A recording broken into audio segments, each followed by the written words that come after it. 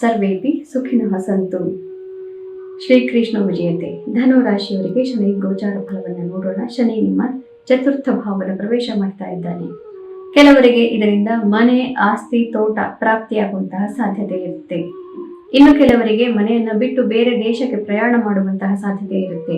ಇನ್ನು ಕೆಲವರಿಗೆ ಮನೆಯನ್ನು ಬಿಟ್ಟು ಬೇರೆ ಒಂದು ಮನೆಯನ್ನ ಹಿಡಿಯುವಂತಹ ಸಾಧ್ಯತೆ ಇರುತ್ತೆ. ಇರೋ ಮನೆಯನ್ನೇ ದೊಡ್ಡದಾಗಿ ಮಾಡುವಂತಹ ಸಾಧ್ಯತೆಗಳು ಇರುತ್ತೆ. ಆಸ್ತಿ ಪಾಸ್ತಿ ವಿಚಾರದಲ್ಲಿ 2.5 ವರ್ಷವನ್ನ ನೀವು ಕಳೀತೀರಿ.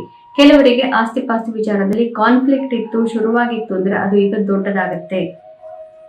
ನೀವು ಮಾತು ಆಡಬಹುದು, ಆಡದೇನೆ ಇರಬಹುದು, ಆದರೂ ಕೂಡ ಸ್ವಲ್ಪ ತೊಂದರೆಗಳು ಸಾಧ್ಯವಾಗತ್ತೆ. ಮತ್ತೆ ಯಾರು ಕೋರ್ಟ್, ಲಿಟಿಗೇಷನ್ ಇತ್ಯಾದಿಗಳಲ್ಲಿ ಇದ್ದೀರಿ, ಬಹಳ ಹುಷಾರಾಗಿ ನಿಧಾನವಾಗಿ ಸರಿಯಾದ ರೀತಿಯಲ್ಲಿ ಧರ್ಮಕ್ಕೆ ಚಾಚು ತಪ್ಪದೆ ನೀವು ನಡೆದುಕೊಂಡು ಹೋದರೆ 2.5 ವರ್ಷದ ಹೊತ್ತಿಗೆ ನಿಮಗೆ ಜಯ ಪ್ರಾಪ್ತಿಯಾಗುತ್ತೆ. ನೀವೇನಾದರೂ ಮನಸ್ಸಿಗೆ ತೊಂದರೆಯನ್ನು ಮಾಡಿಕೊಂಡು ಶಾರ್ಟ್ಕಟ್ ಅಥವಾ ಇನ್ನೇನಾದರೂ ಮಾಡ್ತೀನಿ ಅಂತ ಹೊರಟ್ರೆ ಅದರಿಂದ ಶನೇಶ್ವರ ನಿಮ್ಮನ್ನ ಸಂಪೂರ್ಣವಾಗಿ ತೊಂದರೆಗೆ ಈಡು ಮಾಡಿ ಪರೀಕ್ಷೆ ಮಾಡಿ ಬಿಡ್ತಾನೆ. ಆದ್ದರಿಂದ ಯಾವುದೇ ದುಷ್ಕರ್ಮ ಈಗ ಕೋರ್ಟ್ ಅಥವಾ ಆಸ್ತಿ ಸಂಬಂಧಿಸಿದ ವಿಚಾರಗಳಲ್ಲಿ ಯಾವುದೇ ಕೆಟ್ಟ ಕೆಲಸವನ್ನ ಈಗ ನೀವು ಮಾಡಕೂಡದು. ಕೆಟ್ಟ ನಿರ್ಧಾರಗಳನ್ನು ಕೂಡ ಮಾಡಕೂಡದು.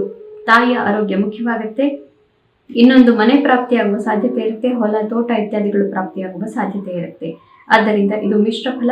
ಮತ್ತು ಕೆಲವರಿಗೆ ಯಾರು ಅಂತಂದ್ರೆ ಪ್ರಾಪ್ತ ವಯಸ್ಸಿನ ಯುವಕ ಯುವತಿಯರಿಗೆ ದಯ್ಯ ಮತ್ತು ಹುಡುಗರಿಗೆ ಇದು ದಯ್ಯ ಆಗಿರೋದ್ರಿಂದ ನಿಮ್ಮ ಓದು ಮತ್ತು ವೈಯಕ್ತಿಕ ಜೀವನದ ವಿಚಾರದಲ್ಲಿ ಮನಸ್ಸಿಗೆ ಅತೀ ಕ್ಷೋಭೆ ಉಂಟಾಗಬಹುದು. ಯಾರ್ಯಾರು ಪೋಷಕರು ಇದನ್ನ ಕೇಳಿಸ್ಕೊಳ್ತಾ ಇದ್ದೀರಿ, ಬಹಳ ಹುಷಾರಾಗಿರಿ.